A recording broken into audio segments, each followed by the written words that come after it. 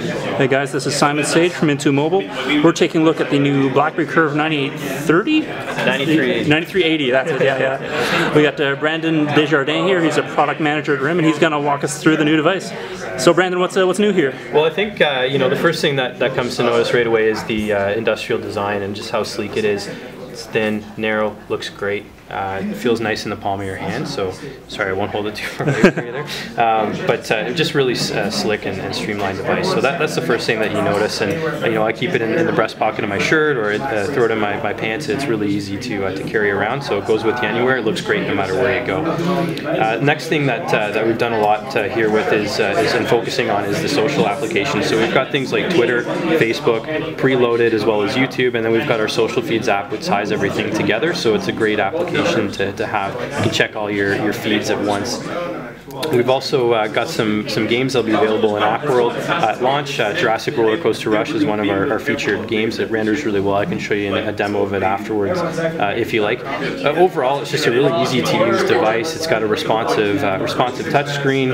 Whether you're getting into, you can see it renders fairly quickly. If you're surfing the web, for example, things are popping up. We're at BlackBerry.com here.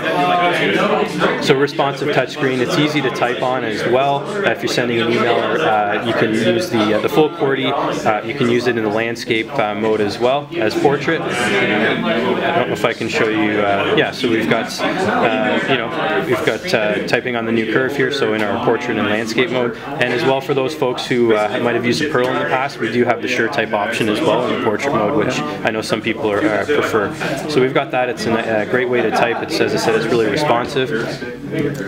Some of the other things to mention, it's got the BBM6 preloaded, so everything is connected, whether that be Foursquare, some of the other applications in gaming. You're able to now, with some of our new apps that are available in App World, to actually play BBM connected games. So I was playing with my friend the other day, Battleship, and we were actually shooting back and forth right through BBM. So it's kind of neat to see some innovation around BBM as well, and using that for more. We've got some other feature apps like PBA Bowling 2 here, which looks great on the device. Maybe I can take a second to show you here. So we'll just get that into landscape mode here. So looks great. I'll try to keep my hands off the screen here and show you. Renders really well. Colors are really sharp. It's a 360 by 40 resolution. It's a 3.2 inches. 3.2 inch screen. And what's the processor on there? It's 800 megahertz. Yeah, it's a 806. Yeah, so. Okay. And how much RAM? 512? 512 RAM, 512 eMMC. So it does. I can take it. We can open up the back if you like in a second, and I'll show you the guts. So you can use the touch as well to move through which ball you'd like to take. I'll try to get a strike here maybe. So ball placement. You can use the touch as well to do that. Yeah. And then just it's running through a bit of the tutorial here as well, but we'll get our power all squared away here, and we'll take a shot at this and see how we do. The other cool thing is made use of the magnetometer and the accelerometer in the device as well for using it to tilt. And look at that, we got a strike. That's cool. Way to go. So we'll pull back. Maybe I can show you the inside if you like. Sure. The device as well. So good to stop clapping here. So we've got, if you look at this compared to the 9360, you'll notice from the back they look almost the same. The USB port's the only difference, but really good looking ID. If you open her up on the back here, we've got the JM1 battery as well as a hot swappable micro SD. So in this case we've got an 8 GB in there, but it's a hot swappable and up to 32 megabytes expandable.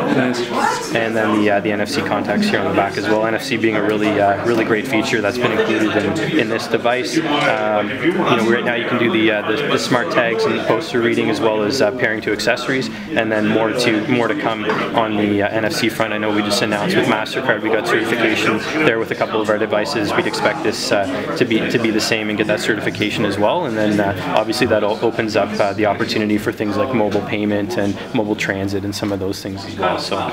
a lot of that depends on carriers too, right? Yeah, of course it does, and I know we're working with our carrier partners right now to try to get that established as much as we can. Just one last question. I mean, this is very similar to the Torch 9860. Can you talk to us a little bit about the branding? Like, what's the logic there?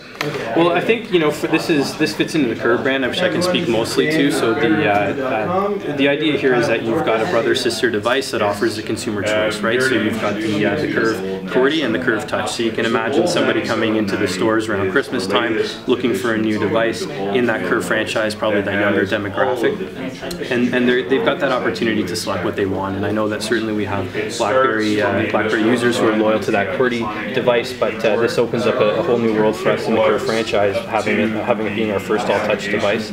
And then the 9860 just provides some enhanced specs and a bit larger of a screen, of course, and in being in the Torch franchise allows for a little bit higher end sort of performance and specs. But this was a great device for us and fits right in that sweet spot with the youth demographic, and it's at an affordable price point, which makes it really accessible for folks who are either onboarding with the brand, or if they're looking to maybe switch to one of our competitors, unfortunately, but because they're looking for an all-touch experience, this enables us to get into that low to mid-tier space and offer them a great solution. Right. So yeah, it kind of seems like the brands are more about pricing necessarily than what the device itself looks like, right? Well, a bit about pricing and a bit about specs, and certainly as you get higher up in the portfolio, you see the devices tending to get a little bit larger, and the 9900 versus the 9790 would be 9860, and then into the Curve franchise where you're getting down to some of the smaller devices. I think it also goes to speaks to the demographic as well. For those looking for a bold device, say 9900 is typically more of that high-end professional or productivity user who maybe wants a bit of a larger device, whereas with the Curve franchise we typically see a younger demographic. They're looking for something a little bit smaller, so it aligns well with what the tastes and interests and preferences are of the different segments that we sort of identified that the portfolios tend to cater to. Excellent. Well, thanks a lot, Brendan. I appreciate it. Thanks for coming in.